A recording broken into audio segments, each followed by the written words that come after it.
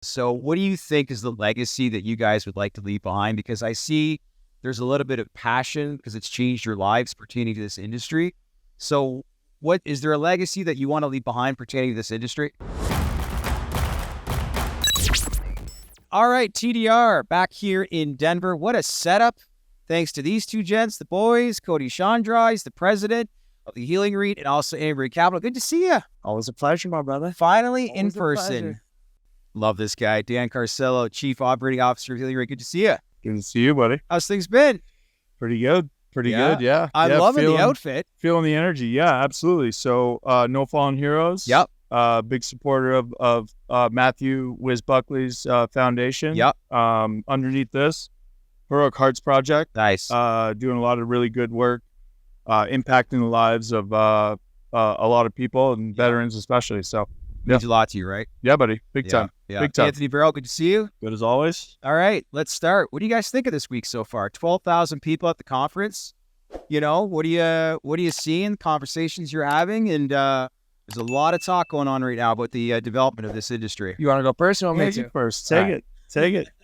I'm not going to lie to you. It was probably one of the most exciting conferences I've been to. Seriously? Yeah, out of everything. Cannabis, crypto, psychedelics. Why is that?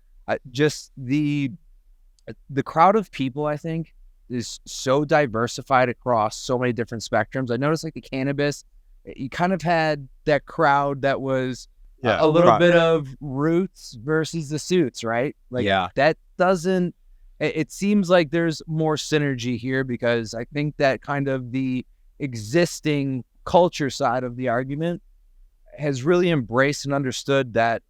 And some big name people too, right? Yeah. This is going to need to be accepted by everybody for the industry to grow at the rate that we all want it to. I've had so many conversations like the last 3 days from doctors, therapists, neurologists, some of the original culture crowd that are doing underground ceremonies, the foundation side, Heroic Hearts, No Fallen Heroes. It's such a wide mix that I think that a lot of other industries are kind of like super segmented. Yeah. Where they're focusing on one vertical, where this has really attracted such a wide variety of audience members. You're right. You were actually, you know, when you think about psychedelics, one of the first true people involved where it kind of went mainstream, obviously with your background playing in the NHL and how it saved your life. Here we are today in 2023. How many years have you been involved really within the industry now? Almost 6 years. 6 years. Yeah, almost 6 years. Did you think within 6 years it would be like this, like it is today? No, not really. And there's pros and cons to that, right? Absolutely. And I think it can get bigger. Yeah. You know, I think the biggest thing, and this is why, like, thank you for having us on and being able to communicate this story. Communication's a big part of this industry. There's a lot of stigma that's associated with Schedule I drugs. And I think that this industry moves a little bit faster than the cannabis industry because we're able to validate it through academic studies, through academia, NYU Langone, Johns Hopkins, and then taking it through the FDA process. What I like about it is there's decriminalized nature movements. There's drug studies going on that are validating that, as well as adult therapeutic use states that are turning on, like Oregon, Colorado, Illinois. So I'm here for it all. I'm, you know, Switzerland, and I want to support every single avenue. And it's completely changed my life. I'm sure you guys have all heard anecdotal stories of how this has impacted other people's lives positively. And anything that I can do to continue to support this industry, I'm going to keep doing it because the long and short of it is it completely saved my life. Yeah. What do you think needs to happen in order for the stigma to change, in order for there to be like a paradigm shift where people are accepting this? I just think it's like more understanding, more studies. Yep. This is different than cannabis because when you're taking something through the FDA process, it has to be done with a 0.01% variance, and validation through the most rigorous scientific process that there is on earth allows other opportunities to open up. And it's a unique industry. There's a lot of nuances in it. Yeah. There's a lot of What do you mean by that? personalities. there's a lot of personalities that you have to navigate, and you just have to believe in who you support, why you support them, and the mission that they're on. Yeah. You know, and it's very early days. Me and Cody have seen it numerous times, and there's why we keep like a very tight circle Yeah. of who we support. Definitely see that amongst the two of you for sure. Yeah, and you just keep charging through. Right now, it's on a you can almost say like a downturn, right? Where it was pretty frothy, like in 2020 For sure. when everything was coming out, and you see a lot of those people, they aren't here anymore. But what you do see are people like myself, like Cody, continuing to support, continuing to deploy capital, and continuing to just want to push this further. You It's know, amazing what we've learned, Yeah. especially having conversations with you guys over the last couple of years. But you get a better say. Go ahead, Cody. So to add on that, what changes? Yeah. People like Dan, athletes, people like Wiz that you guys Yeah. did an I know. interview with, veterans. What a guy. I really think that like so good. the cultural shift that happens with the people that every day, no matter what side of the aisle you're on, no matter what your political beliefs are, they can recognize and appreciate, like, you're just a member of society, you're part of a community. That, I think, is really what's going to drive the change of the Yeah. industry, of addressing that stigma. Is doesn't matter, you know, what you believe in, who you trust. Do you understand this is helping? Yes, we can all agree on that. The science has showed that. The guys like this, that's what's going to change. Yeah. Just the whole ideology around what isn't and is good. I think it's gonna take a lot of education. Oh, mean, everything does, 100%. right? Lieberman had a good point that all of the substances, with the exception of MDMA, are naturally occurring with the way that they're affecting the body and the way they're interacting and healing. So, I mean, it really is kind of like a no-brainer that this stuff needs to get like hyperscaled Then quickly. But the reason it isn't hyperscaled is precisely because of what you just said. Yeah. They're naturally occurring, so they're hard to patent. Companies will figure out a way. You know, there's companies that are taking the trip out, etc. Yeah. But there's also access. There's nothing wrong with that. There's access to full spectrum medicine through Measure 109 in Yeah. Oregon, through Prop 122, Yeah. through HB1 in Illinois. So, you know, people will hopefully, with the help of Huberman, with the help of individuals that are talking about these substances and different ways to access them, will be able to choose whether they want a synthetic, whether they want a full spectrum, or whether they want to just try to grow their own, gift it, take it on their own accord. How do you guys see the commercial landscape look, this industry? We talked about 2020, that was 3 years ago, and 3 years goes by just like that, right? Yeah. We're going to get some big announcements that are going to occur within this industry within the next 12 months. So as we prep for that, how do you see the commercialization kind of unfolding? Because you're involved in a healing rate, right? So I think that there's going to be three distinct verticals commercialization. We've talked about this Yeah. before. Yeah. Dan and I, one of our main talking points, like, it's why I love the guy so much, is it's yin and yang. Like, we see it from such different lenses, but the picture's always the same. Okay. I think you're going to see the clinical route, right? The majority of Americans are never going to go to the guy down the street, Yeah. pick up their medicine. They're never going to be the guys growing in their garages or basements or attics. It's never going to happen. Most people want to go to the doctor, get a prescription, Yeah. go get that prescription filled, take their medicine. That's going to be the largest portion. Let's be very Yeah. clear about that. And it's one of the things that really concerns me about the industry. We've talked about this a lot Yeah. on the podcast. Him and I talk about it weekly. That market is never going to change, never going to shift those people's opinion. They want to know exactly what they're getting when they go pick up the medicine. You're also going to have the culture side, and you're Yeah. going to see things like Measure 109, and you're going to have these opportunities where people want to get, people want to go gather and pick mushrooms Yeah. with their friends Yeah. along the hill. That's always going to exist, but it's a small segment. Doesn't mean it's any less important, but that's a completely separate vertical that you really can't even combine the two. And then talking about the pharma side, which majority of people are going to do, the clinical infrastructure. We have talked about this repeatedly together. How big's the market size for the clinical model? Depends who you talk to. I mean, if you look at something like behavioral health, right? You're talking $150 billion a year total addressable market. I think that number is a little bit higher because I think once you start looking at the additional indications that maybe wouldn't be generally looped with behavioral health, Yeah. I think if you kind of draw the correlation to what may have, pushed them towards those types of sicknesses, diseases, mental condition, a lot of that's probably related towards there. So I think that industry could be bigger. Yeah. Listen, I don't want to monopolize any industry. Yeah. The goal of this, like that's one of the first things we talked about when we started this. I want to make sure everybody has access. So if you're a small provider and you want to treat 50 to 100 people a year, that's there for you. We're here for you. We're happy to build a facility. Want to make sure access is the most important thing. If you want to standardize your practice and add on additional services, let's say you're doing talk therapy, group therapy, TMS, Right. or whatever the case may be, this is just another way for you to help your patients, which is why you took your oath. Yeah. It's just another tool in your toolbox. It's the Yeah. most important thing. So that clinical infrastructure is severely lacking. I hear people say all the time, it's 2,700 ketamine clinics in the US. And it's like, yeah, great. Maybe 5% of those are going to be able to accommodate long duration therapies, MDMA, Yeah. psilocybin. Why only 5%? Explain to your viewers why. So when you look at a typical ketamine setup, and I'm going to let him really go through this because obviously he owned and operated 3 clinics. The rooms that are set up for ketamine, you have to remember, you're talking about something that's a dissociative. Yeah. Ketamine isn't a psychedelic. So I'll be very clear about that. Okay. You're literally going into a room, you're getting the drug administered, you're putting your eye shades on. If you don't have any problems, you don't have any adverse reactions, you're literally zoning out in your chair. Experiential medicine, like MDMA, like psilocybin, there's going to be Yeah. you guys would be the therapist sitting beside me if I was going through one of those journeys. It's a much more intense process.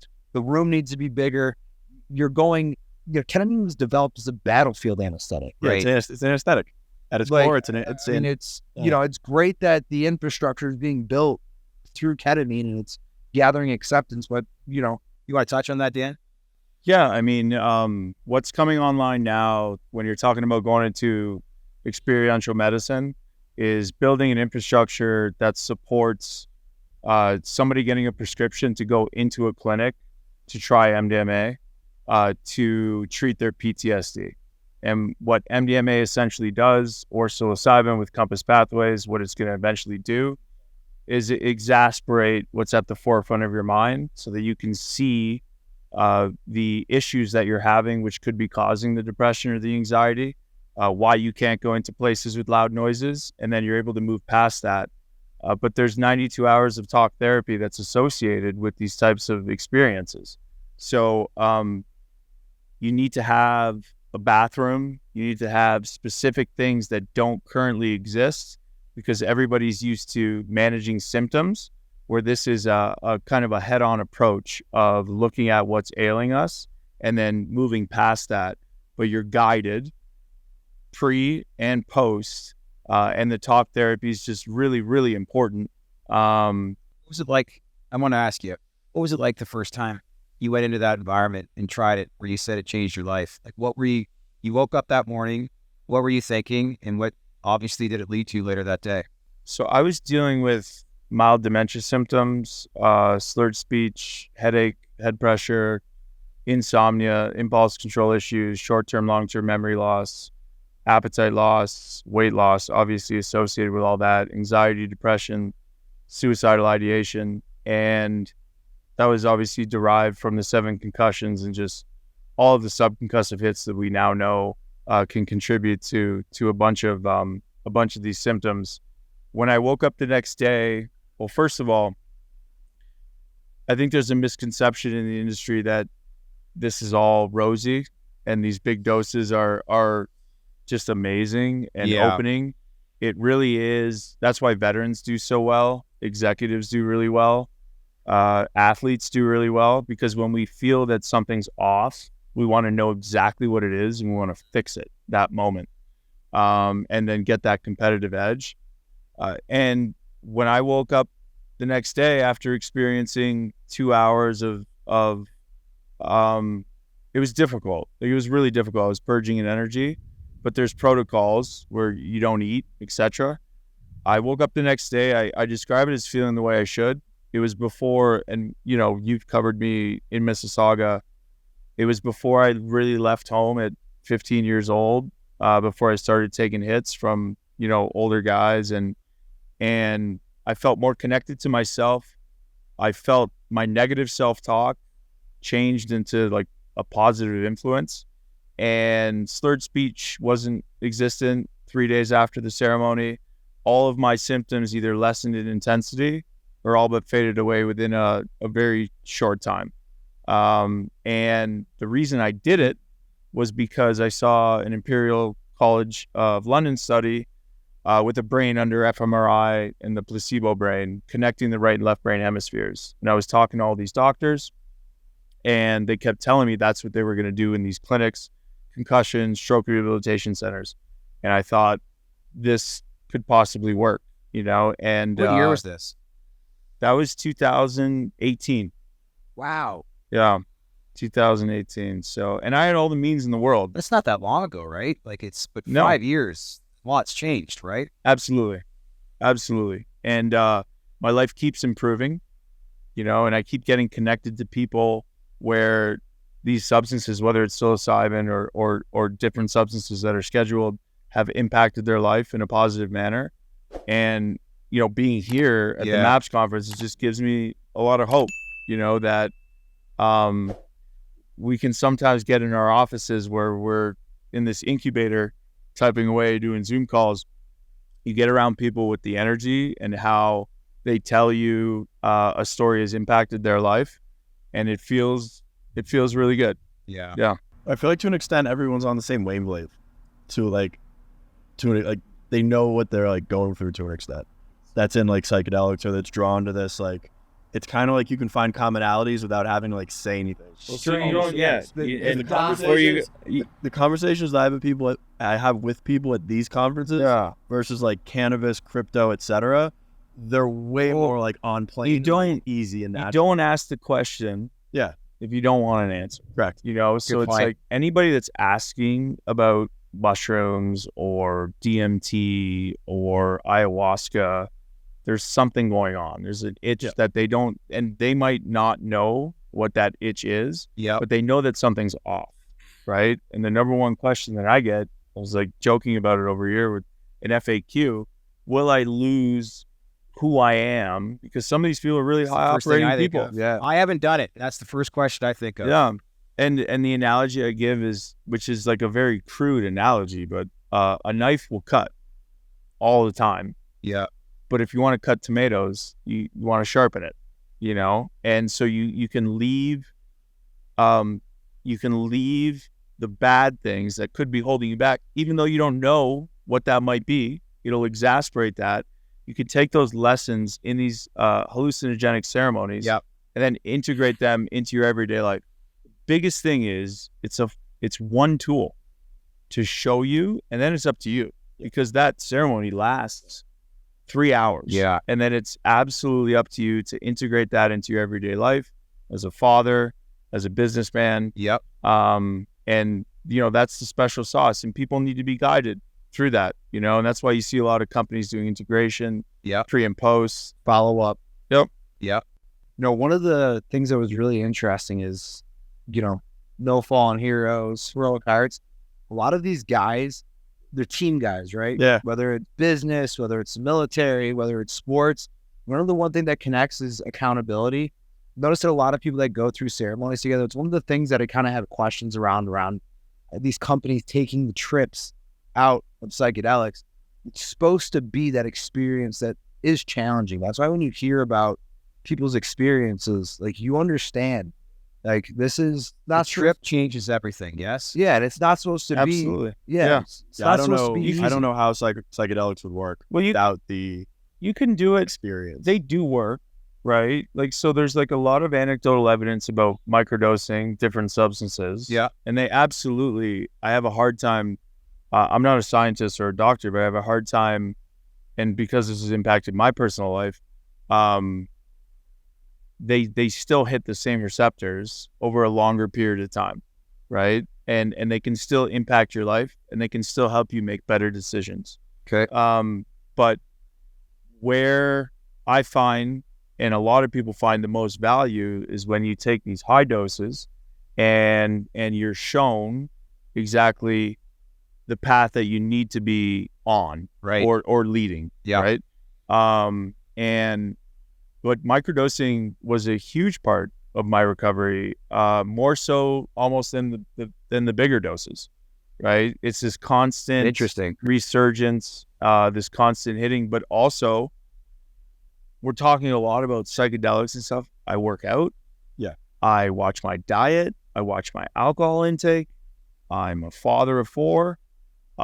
Disciplines. It's one tool in Yeah. the toolbox. That's another thing that we almost kind of like have to go, stop, go.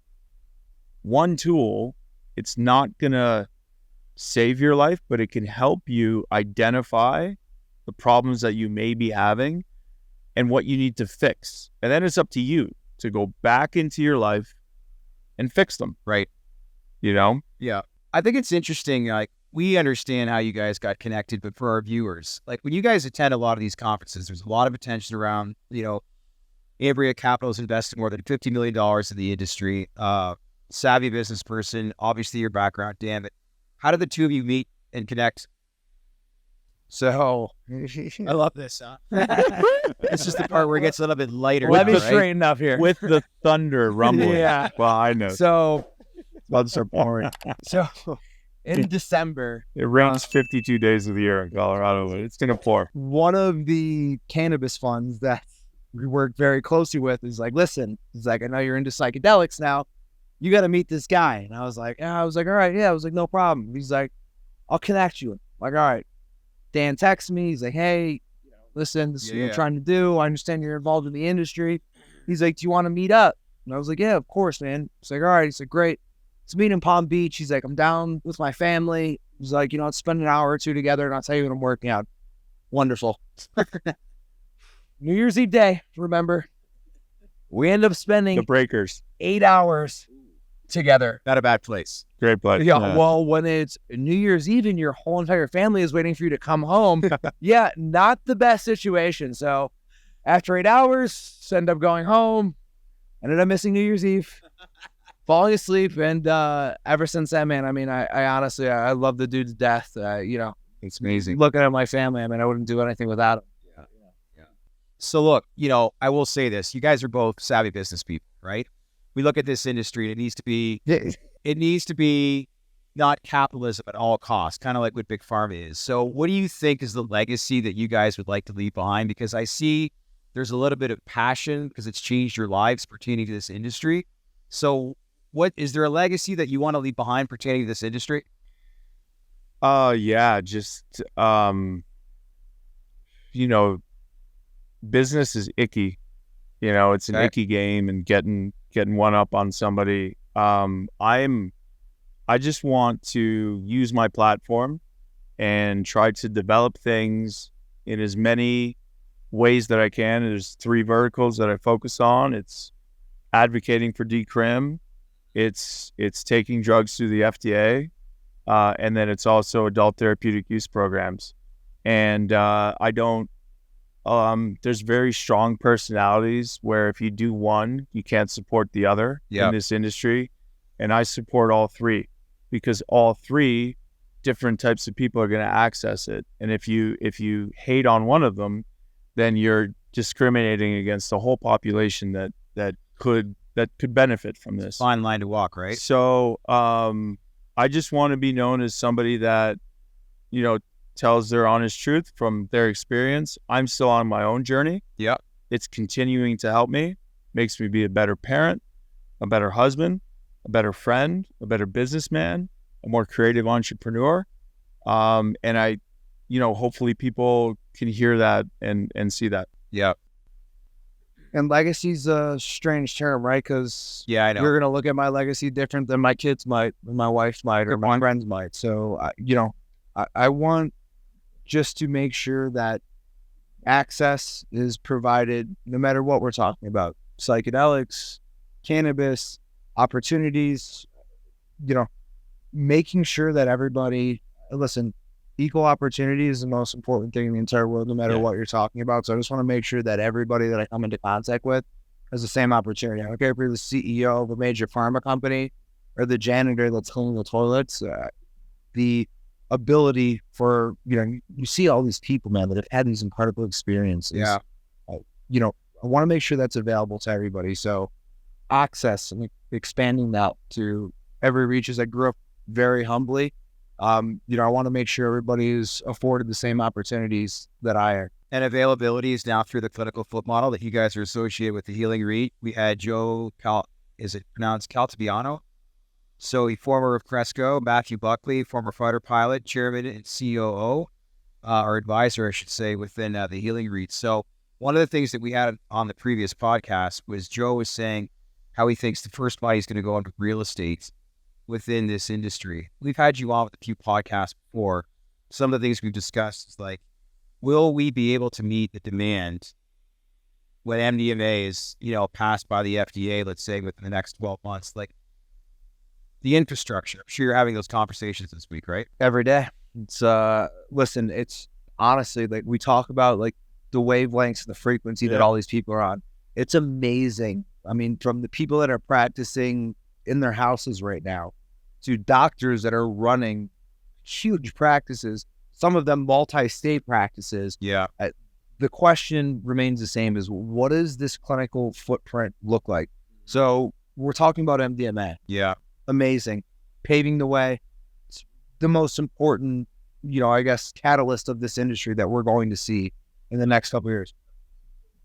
So the MDMA approval is the biggest catalyst, but the infrastructure, listen, it doesn't matter what we're talking about. MDMA, psilocybin, ayahuasca, pharmahuasca, whatever, new chemical entities that share these. So these are going to need to be done. In most cases, I think that the retreats are going to work for a lot of people, but a majority of them are going to go into a clinic that's within 15 miles of their house, where 95% of healthcare is administered. Yeah. That is going to be how this is adopted. So I don't think it's MDMA. And it's showing that too with the EMA approving those insurance codes. It has to have a clinical model attached to it, right? It has to. For widespread adoption, that's going to be the most important. And as these drugs get developed, they're getting developed with 2 therapists in the ring. So that's the prescription. Right. Is you have to have 2 therapists that are trained in helping somebody guide through this experience, right? So one of the most important things I think I've learned covering this industry. Yeah. Never really understood what psychedelic-assisted therapy meant, let's say, a year ago. Yeah. But now you understand, especially you look at these ketamine clinics that are not profitable because you can't go in without the therapy, because that's a lot of part, right? I mean, 32%. They were successful in some of these trials with just talk therapy at 32%. And then when you add in MDMA, the success rate went to 67%. Wow. So, and you're talking about 32 to 67%. And you're talking about something that can cure people. When you're talking about PTSD, it's mostly women and sexual abuse survivors and veterans in the trials. Yeah. MDMA specifically shuts down the amygdala in the brain, which is your fear response. So you're able to access trauma with a therapist without the emotional spike. Wow. And so you're able to work through this trauma, and then you're also able to come to terms with it, and also it's who you are, whether you like it or not. It defined you as a human being, and then you can leave it alone. You can it's in the rear view, but you're grateful for it, but it's also not hindering your ability to enjoy your kid's birthday party, and then a balloon pops and you think that it sends you in a bit of a tailspin. So it's really important to understand that you're not going to be able to go you're not going to be able to go to a doctor, get a script from Walgreens and go fill it with something that is with something that's synthetic. Therapy is needed on the front end? There's a lot to understanding somebody's trauma, right? Because then you're able to guide them through. Once you give them the medicine that allows them to access it, you have to be prepared for it. So that's the other thing about the industry, where you need to train the therapists. And then, so if you have 2 therapists in one clinic, how many times can 2 therapists do this with individuals? A week, it's very taxing. It's one of the dirty little secrets of the industry. Yeah, You it's 25, maybe 30,000 new therapists need to be trained for this. you know, but once it gets approved, then it can How long get does that integrated into teaching. It can get integrated into, you know, the psychiatrist networks. Nobody's teaching it right now in academia. So Companies like Numinous are doing yeah, Numinous is doing a great job. That's why, like, everything that comes on the approval of MAPS is Love it. We're getting raid for everybody watching us. oh yeah, these are waterproof for sure. It's a big deal. It's a big deal. No matter how it gets done, as long as it gets done, then there's a pathway forward for everybody else. 2004, it's doing play-by-play. Old Hershey Center, Mississauga, Canada, and here we are in Denver, Colorado. Could you 19 imagine, years Chad? later? What a life, right? I was driving an '86 Nissan Micra. What a life. I'm still driving an '86 Honda Civic. So honestly, guys, appreciate the time. Best of luck. Obviously, buddy. this is good to see Thanks how for having we're us. really getting an understanding of how this is going to expand and grow, and most importantly for our viewers to understand what the next steps are pertaining to the industry. But Cody, Dan, appreciate the time. Anthony, good seeing you as well. the first of many, hopefully. Yeah, Thanks for exactly. having us, Right. boys. Us back soon. Thanks for the setup. Let's Great. go. Appreciate you, boys. Let's go. Hey everyone, so how are you surviving these tough market conditions right now? Are there any emerging industries that you want us to cover? Any guests that you want us to interview? Then leave a comment below and let us know who you want us to source out. As usual, share this video with your network, smash that like and notification bell, and as usual, and most importantly, subscribe to our channel because we would not be here without you. Thanks for watching, everyone.